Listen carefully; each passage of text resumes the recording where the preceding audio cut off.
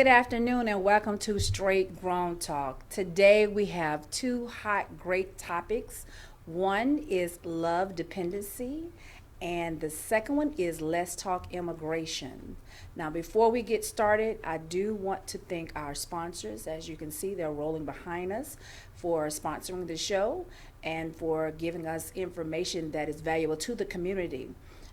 I want to also talk about the upcoming event that's happening on October the 12th, the 5 principles of leveling up. So, we're going to talk about leveling up your mindset, leveling up your finances, leveling up your wealth, leveling up communication, and leveling up your social media. So, a lot of people's asking, well, what about this particular event?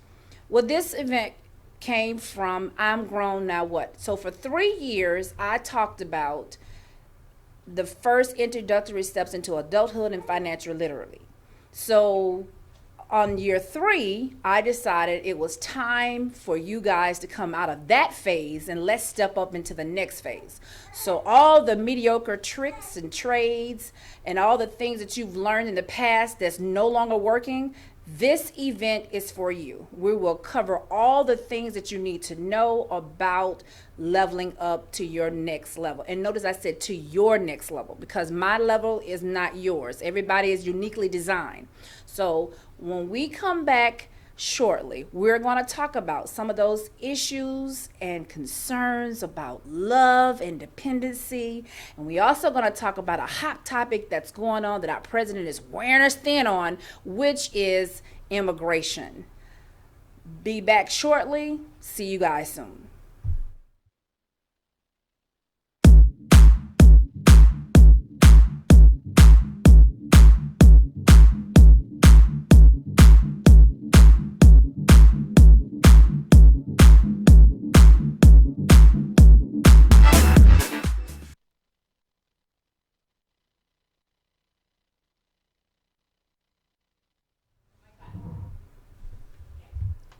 Hi, you guys, and we're back. Thank you for joining me, Miss Brenda.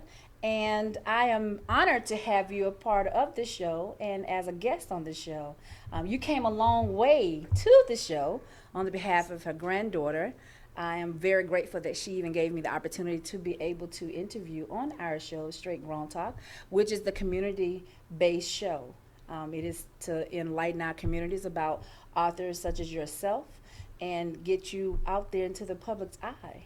Thank you so much for So, having can you me. tell us a little bit about you? Well, I am a grandmother, a great grandmother, a mother. Uh, I just lost my husband 4 months ago. Oh, wow. But I'm a child of God. I love the Lord. And I just love helping people. I think that's my call in my life is to be a helper, to be a servant, to reach out and try to be something that someone else may need or give advice or to just reach and give a helping hand, even if it's just a hug. Sometimes we can look at people and see a smile on their face, and we don't realize the devastation that they're going through at home or if they're on their jobs or whatever. Because we have a smile on our face, people also assume that we are happy and everything is fine. But God is good because regardless of what's on our face and what's in our heart, if we trust Him, I do believe that He'll bring us through. That is so true. That is so true. So, tell us, everyone, where you're from. I am from Detroit, Michigan. Yay, Detroit! Yes. You traveled a long way to get here, and I appreciate you coming. Well, thank you so much for having me. Yeah, so let me ask you a question. What made you write this book? Tell me a little bit before you tell us what it's about. Tell me a little bit about that story. How did that come about? Being a young girl, I was sickly, and I just think that I mistook love for pity. Uh, my parents were great parents, and I couldn't ask for anyone better, but as a child, I was so sick. Everybody was just doing what they could for me. The doctors had told them I wouldn't live to be 25. So they were doing what they could for me. And instead of me receiving it as love, I received it as pity for me. Oh, wow. And that just took my life in a whole different direction. As I got older and started to grow up and start as a teen to be involved with young men, I was searching and just searching for that love that I thought that I had missed all my life. Oh, wow. And that led me down a path of destruction. Oh, wow. And so the book is about the abuse, the domestic violence that I experienced in my life and how God brought me through it. So when you say domestic violence, what you mean, did someone do it to you, or was it Yes. family that did it? Or? No, it was the young man that I had chosen in my life. Okay. I just did a show about that a couple of weeks ago about domestic violence. And we discussed, we'll be surprised that a lot of times, often, we're being abused by someone that said they love us. Right. And I'm glad and honored that you wrote this book. You took the time and to put your heart into something. So not only will you be able to assist and help young girls in the community, you also can give them an insight of your detailed story. So give the people a little bit of nuggets that's in the book.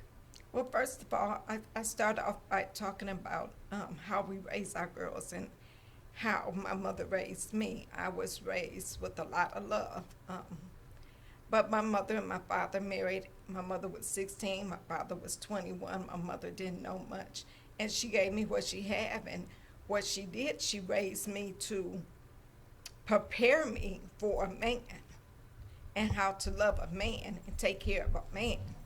As far as domestic things, learning to cook, learning to clean, learning to say yes, and learning to do the things that would please him. Oh, wow. And as I got in this relationship, my mother saw the signs, and even though she tried to warn me of the relationship, my mindset was that I'm here and I love him, and he's going to supply all the love that I thought that I had missed. And so from that course, I went from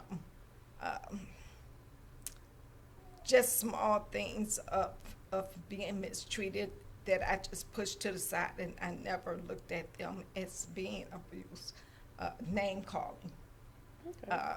not having any friends. He would put me in a position where if some of my friends would come around, he would chase them away, or he would do something so crazy that they would just stop coming because they were afraid to be there. Oh, wow. And so he separated me from my friends. For a while, he separated me from my family. That was a struggle, but because of all the violence that I was going through and the beatings that I was taking, I stayed away from my family because I didn't want them to know what was going on. So if you have an opportunity to inspire our young women and anyone in the audience that is listening, what would you tell them? Love yourself. Learn to love yourself. Learn the things that you like to do to please you. Learn the things that you would like to do. Have goals. Make a board. Write a book. Take a notebook. Make a journal of the things that you like to do for yourself in life. Write them down. Put them somewhere where you can see them every day. Motivate yourself. If you can't find the motivation coming from anywhere else, you still have you. And there's a God in you that would allow you to wake up and to reach out to you. Learn what it is that you like to do. Learn what it is, the things that you like to hear. And then you'll know how you could be treated and not accept certain behavior from other people. We have to teach our girls that it's not about the domestic things in life. We must learn them for ourselves, but we're not to learn them to put them in a position to get married or to have a boyfriend and to be able to please him. We have to learn that, teach them to love themselves so that as they grow and go forward, they will know what it is to be loved. We just took that word and we just use it in every way we can, songs and everything. And we just taken the meaning from it. Love builds up, it doesn't tear down. Correct. Love gives, it does not take. Correct. Love shares, it does not, it's not selfish. Yes. So we have to learn that, and we have to teach our girls that they're more than just a wife to be, or a fiance to be, or a girlfriend. We have to teach them that God has created them to be fearfully and wonderfully made. That's true. And within themselves, they are somebody. They don't have to have a husband to be someone. Um, we just have to drill them in. I know the old ways are. I'm old school, so I like the old ways, but it's some things that we need to change. Go Because back if to we, the basics. yeah, We definitely if we need to do don't that. change them, then we're going to continue to see this abuse across the country. Every 3 hours, there is someone getting killed from domestic violence. Correct. 3 women every hour. And if you just put that in 24 hours, what do we have? It's time now that we do something. And we can't just do something for the victims. We need to do something for the abuser, because I feel until we address the abuser, it's going to continue to happen. We can save the victims, we can put them in shelters, we can send them to different states. But that person that was doing the abuse is still going on. They're going to the next person. So until we reach out and do something for them and find a way to challenge them to be a better person or to try to live a better life, then we're still going to have this problem. This problem did not just start when I was coming up. This is a problem that goes way back. Yeah, this has been going on from for the beginning. centuries. Yeah, it's been Yes. really going on for centuries. Now, let me ask you another question. In your marriage, did you feel that love that you were missing in the beginning in your marriage? In the very beginning, yes. Okay. It did not last long. Okay. For one, the person I was with, he got on drugs. So that brought a whole new scenario into the picture. And from the drugs, things just got worse between us because he couldn't keep the habit up. So he was looking for money, and if I didn't help him find money or didn't have the money to give him, then that was just another week or another day of beating. Okay.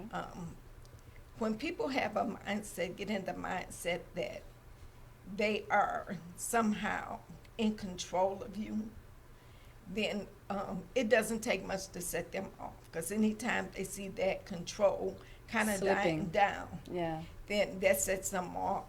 There would be times that I would just get up out of bed and be getting dressed to go to church, and I would get beat for the slip I put on. I mean, it was just crazy things. And it wasn't that I wanted to stay there, but I had gotten myself into a situation that I didn't want to involve my family in. Well, did you have Because, kids at the time? Yes, ma'am. I have 4 children. And at the time, I had 4 children. Okay. So after that relationship, did you remarry again? Yes, ma'am, I did. So the husband that we're talking about now, Yes. he showed you all those wonderful things that we. Yes, ma'am. He was a pastor, and I asked God to send me a man that loved him, because I felt if he loved God, he would know how to love and treat me. That's good. That's good. And I was blessed to be married for 20 years to a wonderful man of God who not only loved me in word, but in deed. He loved my children. He loved my grandchildren. There was no step in it. We have a blended family of 10 children. Ooh, that's a lot of kids. Yes, Woo! And we love each other. We look out for each other. We're there for each other. I just received a text from one of my daughters, knowing that I'm down here. And I hope she's watching you live Wanting on Straight to- Grown Talk. to send me something, for Aw. being here, so I would have something. But we just, he was such a big-hearted person, and that he not only loved his family, he had a church family that he loved, and we served the community. But Yeah, I've he- heard some amazing things that you've done in the community. I want to thank you for all the things that you are doing in the community. I have a surprise for you, but I can't tell you about it just yet. boy. But I am very happy to hear all the wonderful things that you do in the community. So keep doing what you're doing in the community and never let anyone kill your dreams. Thank I you. talk about dream killers killing people's dreams. Keep pushing because our next generation really need to hear what you have to say. And this topic, love dependency, is a powerful segment that I would like to rejourn again and definitely go into more details about it. You have done awesome with trying to start this journey in getting your message and word out. So don't ever give up on that, okay? Thank you. All I right. will. So I want you to tell everybody the name of your book and then how to read you. Okay. The name of my book is Love, Dependence, Breaking Free, and Regeneration. And the name really came from the things that I received from God because I was truly broken because of love. And I was so in search of love that I really lost myself in it. And that was dependent. It wasn't that it was in another person, but it was just the need to be loved and looking for love and trying to figure my way out of the situation I had got myself in without getting anybody else hurt or involved. And I would tell anybody, if you're in a domestic violence situation, please, please get out. Take cautious measures, but Yes. get out. Yes. Not only for yourself, but for everyone that's connected to you, because it's a drowning situation, not only to you, but your loved ones. And if you have children, you owe it to them to give them all you can and the best that you can. Yes. So please tell everybody how to reach you. I am at Brenda Lewis 129 gmail.com. Any social media? And I'm on Facebook. I'm on Facebook under Brenda Lewis. And that's it. Just Facebook. Like I said, I'm very old school, so all this is kind of new to me. I understand. But you have a wonderful grandbaby. Yes, I do. That's also in our studios, and I'm quite sure she plans on helping you establish all these Oh. wonderful things while you're here. I'm sure she does. I'm sure she does. So I'm quite sure I will see you again because, again, like I said, I had a surprise for you, and I was rushing. Honestly, forgot to bring it with me, but I'm going to make sure you get it. Okay. And I will see you again. Thank you I so look forward much. to having you back on the show again. Thank you. And I would love to hear updates in regards to your book and what your next project is. Okay. Thank you so much. Thank you. And we'll be right back. And when we come back, we're going to talk about Let's Talk Immigration, a hot topic that's on media every day, all day. Our president seemed to can't get it out of his mouth and mind because he's constantly wanting to talk about immigration. So we'll be right back.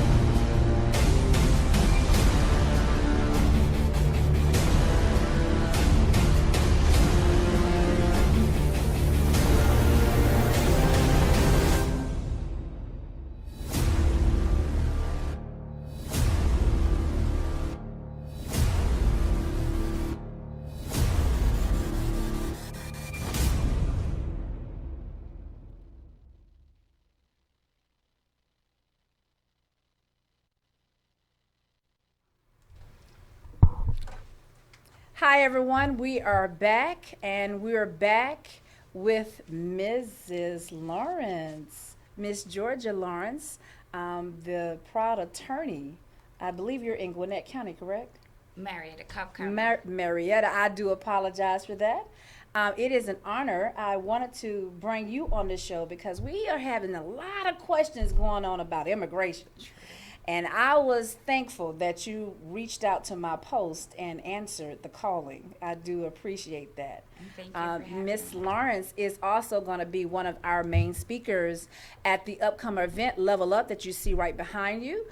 It will again be October the 12th, 2019 from 2 to 6 p.m. Welcome, welcome, welcome. Can you please tell our Thank audience a you. little bit about you? Well, like she said, my name is Georgia Lawrence, and I'm a proud immigrant from Jamaica. I'm from the Yay! Central Region, Mandeville to be specific. Mm-hmm.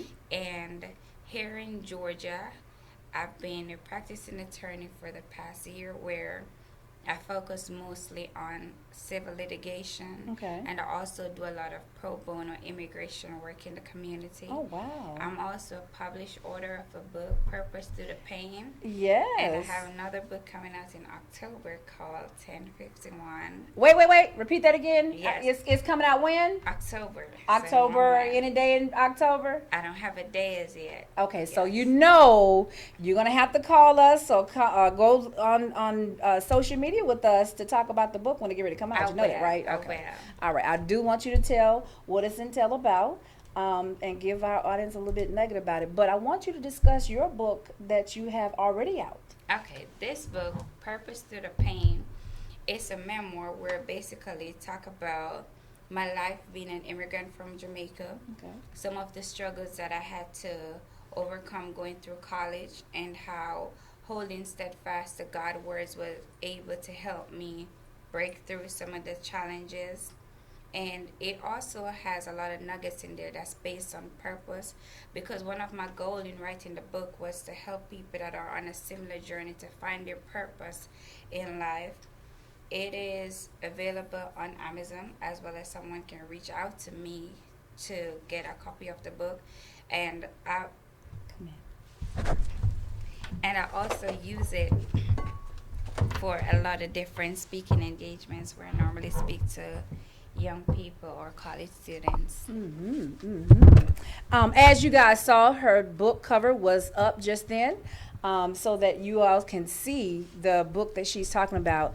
I am very honored to have you here with us. Thank you. Again. So tell us a little bit about you. Well, I'm an attorney, a speaker, and also an author. As a speaker, some of the things that I normally talk about has to do with purpose, going through life different challenges. So I'm going And- to cut you off right there. You forgot one most important thing. You are a new mother. Oh, yes. That's what I was trying to get you to say. Congratulations. Thank you. I got I got an opportunity to meet her son, and he's handsome. Thank you. I do. I'm grateful that you brought him on the show. So I was very happy of that. I will hopefully later we might be able to sneak him on and see if we can get him here. Okay. No All right. problem. So let's talk about the topic of what our president is talking about every day, immigration. Mhm. Tell our audience about the difference between illegal and legal documented immigrated people. Well, first, there's a talk going around where most immigrants in America, unfortunately, are seen in a negative light nowadays, where they're seen as being undocumented or illegal criminals. And this is definitely not true. We have a lot of striving people out here doing what they're supposed to do, law-abiding people, and they are immigrants. The term documented immigrants refers to those that came in the country legally and they have all the necessary paperwork to stay and remain in the country. And undocumented refers to those who may have crossed the border illegally, or they have come into the country legally but they're currently out of status. And this normally may fall in groups such as populations from Mexico who cross the borders, or even people from other countries who came in this country on what is known as the F1 visa, like the student visa, and they have overstayed they have overstayed their time here, or they came on the B1 or the B2 visitors visa and they've overstayed their time here, and as a result they're referred to as undocumented immigrant. A lot of people also may call them illegal alien, which has a negative connotation, and no one should be referred to as an illegal alien, because just the concept of alien in and of itself is a very unpleasant word. Mm-hmm. And when you talk about being illegal, you're normally referring to criminals such as murderers, rapists. And what a lot of people don't understand is that with breaking certain immigration law, it's actually as the reward is actually a civil penalty and not something that is criminal. So I think it's a term that we should definitely get out of our vocabulary, and undocumented immigrants is more favorable. Okay, so tell me a little bit about family versus employee immigrants. So how it works in the United States when it comes to immigration, immigrants normally they're normally within status based on either family-based immigration or employment-based immigration. For family-based immigration, it is normally a case where one gains legal permanent status here in the United States through family members such as spouse, parents, or children, when children who are normally U.S. citizens and over the age of 21. Okay, so let me hold on 1 second before you get back into the rest of it. So, we hear a lot of talk about how the immigrants use their family members to get here, and then once they're here, they start having children. Is that what you're speaking of? Well, yes, in a sense. So let me give you an example. Okay, please. For instance, you could have a U.S. citizen child who is 23 years old. Okay. And they're in good standing where they're able to file for parents who may not be a U.S. citizen. Okay. So that would be an example of family based, or a situation where a woman from Mexico gets married to a U.S. citizen spouse, and he's able to petition for her, and as expected have to go through certain procedures such as proving that this person will not be a public charge and you'll be responsible for this person, and they come here. Whether or not they choose to have a child or children here, that is ultimately up to them. But family-based immigration is not something that is new.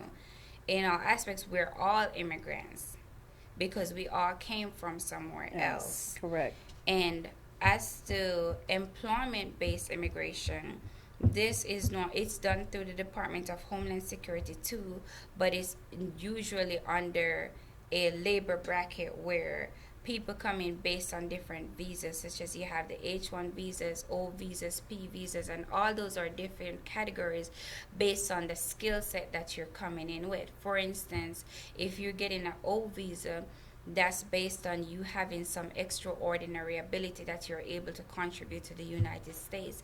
And a lot of people are here in those visas. Some people you may see walking around and you don't even know that those are the visas that they have. Mm-hmm. And people will say things, feel as if they're coming here to take their jobs and so forth, when that's not the case.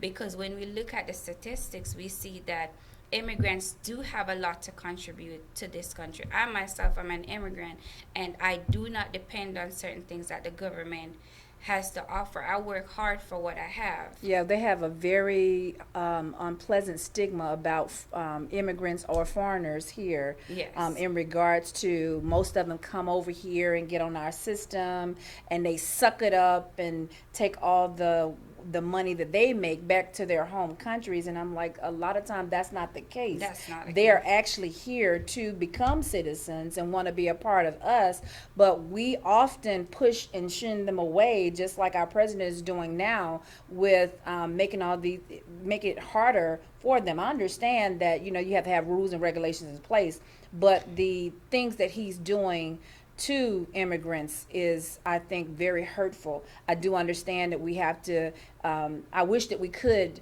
be equal when it comes to that, but I understand how some people may feel that it's an intimidation. I mean, it's Yeah. just like sort of kind of how our Caucasian counterparts feels about us as African Americans, that we were infringing on their territory, just like how they feel about immigrants now. Yeah. So I do understand, and that's a very misconception. But continue on. Yeah, and just it was, I think, like a few months ago, I was in Paulding County, for instance, and I had the case there. I went before the judge. Everything went well. Good. And when I came out, there was this older man. I guess he heard my accent, and his comment was basically, "What are you doing here? You came here to steal my job." And I had to ask him the question, "Did you go to law school? Okay, so how is it that I'm taking your job if you didn't even go to law school?" So it's just a negativity that's surrounding it that is so unpleasant, and a rhetoric that people definitely need to stop. Yes, yes, yes. So tell me a little bit, what is temporary status and permanent status? What is that about? Permanent status has to do with being a legal permanent residence here, which eventually will lead to the path of U.S. citizenship that normally takes 5 years if you have a green card, or 3 years if it's based on a marriage and you're still married to this person. Okay, so I'm glad you said that. Can you reiterate that to our audience about the process time regarding how long it takes, what you just said? Yes, and in just to make it clear, in nowhere this is any form of legal advice. Everyone's situation is different. Correct. And I would advise that if you're dealing with a current immigration issue, that you consult a qualified immigration attorney to get more information. But to answer your question, as far as the timing, normally it takes 5 years after having LPR status, that is legal permanent resident status, or what most people call a green card holder, Okay. for you to get United States citizenship. And even with this, it's through a rigorous process where the Department of Homeland Security under the USCIS, they go through various screening. You have to do a test that's, I think, a history and civics test. You have to pass certain health screening, and you have to show that you're not a public charge, meaning you won't be dependent on the government. And I've also heard that some people that take this history test, I mean, for us that's actually citizens here, they said we wouldn't pass it either, because again, they take them through a rigorous process to Yeah. become citizen. It's not like you go in, you fill out some questions, and then you answer yes or no, and oh, okay, you are now a citizen. A lot No. of people, United States citizens, would not pass a test. Just the other day, I was going through the questions with someone who applied to take the test, and she was really good, and she's an older woman, and I was actually very proud of her, because these questions, I think, would be based on things that you learn like first, second year college or late high school. It has to do with like past president, the executive, the legislative, and the judiciary branches. So a lot of Americans don't know that Correct, stuff. correct.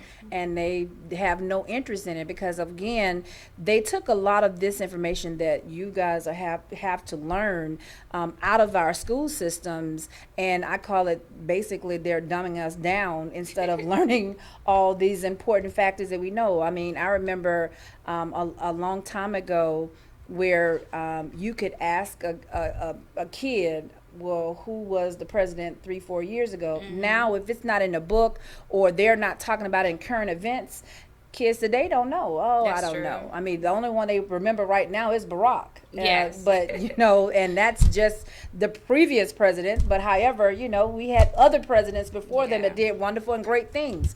But again, we don't talk about them that often. And again, for you guys to have to, sit down, learn all of this, and retain it enough to take the test and pass it. So I give you guys credit, because that's a lot. It's a a lot. lot. But go on and finish telling us some more about immigration. And for the immigration that is based on marriage, like even to become a U.S. citizen, you have to be married to that person for a number of years. And a lot of people, immigrants, they're faced with unfortunate situation where they may be married to a U.S. citizen, and because they understand what they're doing for them technically, it is a case where they're faced with unpleasant circumstances. Some people end up in domestic abuse, trafficking situation. So it's just something that people need to be more aware of and understand that, like I said before, we're all immigrants. We all came from somewhere, and no one would just voluntarily get up, leave their family and friends behind in their home country, and come to this land, the great America, if there weren't opportunities here, or America is seen as a land of opportunity. So I just think it's a shift in mindset that most Correct. people need to have. Correct. What is temporary status? I believe you're referring to temporary protected status. Correct. Yeah, and that right there is where foreign nationals are normally given the opportunity to enter and remain in the United States for a period of time. It is not, there's no path to citizenship based on temporary protected status, and it is normally offered where there is some sort of conflict going on in the home country, natural disasters, or other extraordinary circumstances. For instance, Okay, I want to stop you right there. So you mentioned natural disasters. So the people that just went through the hurricane, are they able to come here up under the protective status? that is something that is being debated right now, and I do believe the administration is looking to see what they can do about that. I would suggest granting temporary protected status to victims of the hurricane that just passed, because they've been through a lot. I know years gone by, other countries were able to get it, such as Sudan, Haiti, and I don't see why these people shouldn't be offered temporary protected status, because it's only for a set period of time. And if it should happen that that country comes back in a place where the foreign nationals are able to return home and live a good life, good quality, have good quality of life, then they'll be returned home. So, like it says, So it's they just don't have to temporary. stay here. I mean, I believe most people want to stay here Yes. because of the opportunities. Yes. But as far as the status, it's not permanent. It's Okay. temporary. But they're, what it does is shields them from any form of deportation while they're on that status, and it also offers them the opportunity to get what is called a EAD card, employment authorization card, that gives them time to work in the country for a set period. Okay. So I want to talk about another subject about the kids. Yeah. Can you please elaborate a little bit about that and how that process worked? Because their rules change a little bit. So if they were born here versus if they wasn't, and then I wanted to for if you could touch bases real short about the camps they were in recently. Can you Yeah. please shed some light on that a little bit? Yeah, that's actually big in the news, and unfortunately, it is very sad to see what is going on. We have a lot of kids here, especially from countries such as Mexico, Honduras, where they're faced with dangerous situation back home. I'm sure you've heard about the gangs in Honduras, Correct. and even some of the economic situations that's going on in Mexico. And what happened is they're trying to escape for a better life. And even the parents, sadly, will sometimes send them to this country knowing that they're crossing the border illegally. I've seen some documentary, I've heard stories where you have underage boys walking miles in desert, Yes. where you have people dying for hunger, girls are getting raped. They have to like go miles before they can even get some drinking water. Some of them, they would pass out on the way here, and they're doing all this across the border. And one of my question is, why is it you think a parent, as a mother myself now, I could not see myself sending my child somewhere by himself, knowing that that may be the last time that I see my child when he leaves my presence. So it's a sad situation. And when they come to the border, what is going on is that a lot of them will ask for asylum. And Can you tell us a little snippet of what is asylum? yes, asylum is basically based on the Refugee Act, where people are, they are claiming that there's some form of fear that's based on race, religion, political opinion, and if you're in a particular social group, which I do believe they're trying to do away with the social group because it is so broad. And what happened is you normally try to request asylum when you're at the border. That's before entering the United States technically, Okay. or when you get in the United States, but you have to do it within 1 year. Okay. But there's a lot of changes that is going on within that. So I'm Yes. sure probably tomorrow we wake up, we'll hear something new that is going on with asylum. Yes, because unfortunately, our President Trump is not playing at all. Yeah, He he's is trying to taking put away a lot. And he's also doing some things too, but he's doing a lot of more damage than he is right now, Yeah. helping the situation. And Go on. and then for the kids, what happened is when they, because I'm sure a lot of time they'll be advised like ask for asylum, but a lot of them are being turned away. Correct.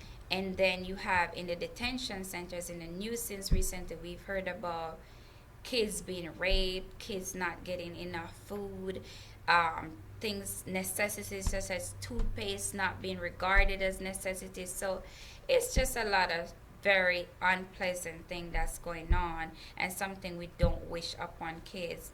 And then you also have the DACA recipients or the population who is eligible for DACA. That is where DACA is what? they came here as under the age of 16, so Okay. their parents took them across the border illegally, and they have no documentation. So they're in a position now where they're here in the United States. They cannot change status because one of the law under immigration is basically if you came here illegally, you cannot be processed and change status in any way unless there's some circumstances where you can, but it is very hard. Okay. So normally you'd have to go back to your country, and with that you have a lot of bars. Some you have 5-year bars, 10 years bars, so that's a long time before you'd be able to come back. And And it's when you sad. say bar, you meant banned from coming back? Yes, a Okay. ban from coming back. Okay. And it is sad because you have a lot of young people here in high school, middle school, and they do Even not college. know that they're undocumented. A lot of times when people really find out that they don't have any legal presence here is when they're about to start college. Or get a driver's Or license. they get in trouble, Yeah. and that's when they're like, "Hey, what's up? I'm a U.S. citizen," but then they find out that's not the case, and the parents will have to explain to them. So one of the things that President Obama did was he came up with the Dream Act, where these people, they were able to get some sort of protection from deportation and authorization to work in the country, but there was no path to citizenship. And a lot of critics say that he should have put that in place. I believe he should have tried to do that, but with everything, it has to go through Congress and so forth. What the current president is trying to do is he's actually trying to put an end to DACA, Correct. which I believe should not be the case because, like I said before, there's some young people here who they don't know they're undocumented. This is their home. They don't know anywhere else but the United States. If you should send them to a country like Mexico and Honduras, they don't even know how to speak Spanish. Correct. So it will be like you sending them to Mars. Okay. Okay. So, can you tell our audience where they can find you and how to get in contact with you? Because I'm very curious to know. So, I would love to do a part 2 with you on this, but I'm curious to know more. But I'm quite sure our audience too might have some questions about immigrations. How can they get in contact with you? Well, you could contact me at Georgia, that is Georgia Law, LAW21 at gmail.com. So Georgia Law 21 at gmail.com. You could also find me on Facebook or Instagram under Georgia Lawrence. Okay, and where can they find your information about your book? Oh, my book is available at Amazon, and you can also email me and I'll mail you a signed copy. Oh, so you're going to sign it, autograph it yourself? Yes, I do. Good. So there you hear it. We talked about 2 hot topics today. Was love dependency and let's talk immigration. I hope these questions that you all have inboxed me and said you wanted to know about today have been answered. If you have any more questions, Miss Lawrence already gave you the information on how to reach her, and she'd be more than happy to assist you. If you are having immigration issues, please reach out and contact her as well. If you want to know more about love dependency, please reach Miss Brenda, and she gave you earlier. I believe if you are on this broadcast, you can look down further, and her information is listed too. One thing before we get ready to leave, I want to discuss. Everyone has a dream, whether it's coming to the United States, whether it's owning your own business, whether it's whatever your heart desire is. Never let anyone talk you out of your dream. And I'm speaking in reference to dream killers. You have these naysayers that says, oh, you can't do this. Oh, you shouldn't do this. Oh, that's a waste of time. They're not you. God put us here for a purpose and a reason. And whatever that purpose or reason is that your heart desires, please make sure you follow it. Please make sure you keep your dream intact. Please be motivated enough to continue your process and your journey in life. Because sometimes that dream that you have, that burning desire that you have in you is what helped make you through another day. I hope you guys have enjoyed Straight Grown Talk segment today. Look forward to seeing you again on the first and third Sunday of every month at 1 p.m. See you later, guys. I've enjoyed you. Mwah.